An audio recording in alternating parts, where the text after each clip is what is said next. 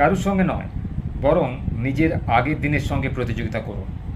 অনেক সময় বন্ধুরা আমরা কি করি, লোকের দেখে আমরা হতাশ হয়ে পড়ি।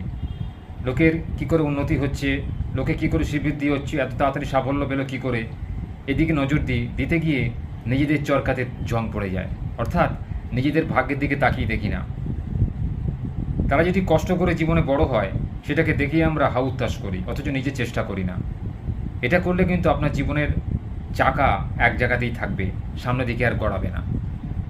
নিজের আগে কি করেছিলেন আর আজকে কি হলেন, কতটুকু পরিবর্তন হলো, সেটা যদি আমরা প্রত্যক্ষ করি প্রতিদিন, তাহলে দেখবেন আপনার জীবন উন্নতি আসতে বাধ্য।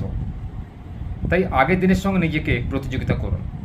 আগের দিনে আপনি যা ছিলেন তার থেকে আজকে কতটা বেটার হতে পারলেন, আগের দিনে আপনি কি শিখেছিলেন আজকে আপনি কতটা শিখতে পারলেন, আগের দিনে কি ভালো অভ্যাস ছিল আজকে কি কুঅভ্যাস আছে সেটাকে আপনি কতটা ত্যাগ করতে পারলেন, সেইগুলোকে কি করে পরিবর্তন করতে পারছেন সেদিকে দৃষ্টি দিন।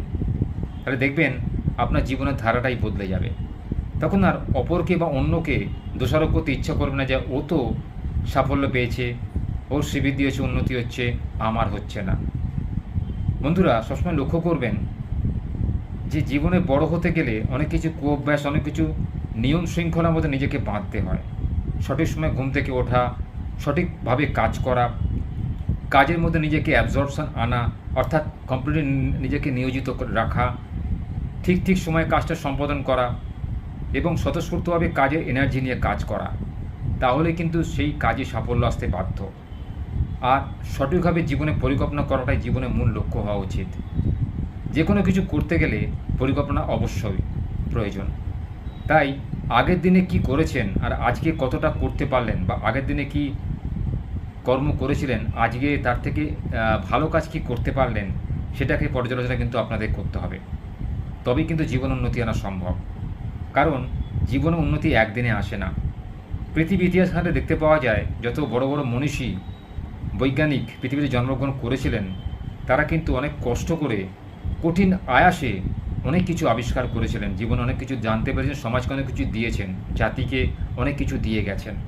তাই তাদের পদাঙ্ক অনুসরণ করে আমাদের প্রত্যেকের অনুসরণ করা উচিত তাদের পদাঙ্ক। কারণ তারা জীবনে কোনো খারাপ কাজ করেননি, বরঞ্চ তাদের সেই ভালো কাজগুলোকে পণ্ড করার জন্য কিছু খারাপ শ্রেণীর লোক তাদের পথে বাধা হয়ে দাঁড়িয়েছিল। তারা তাদের প্রতিদিনের কাজকে নিষ্ঠার সঙ্গে পালন করে গেছেন এবং কোনো কিছু বাধাকে উপেক্ষা করে জীবনে জয়লাভ করেছিলেন।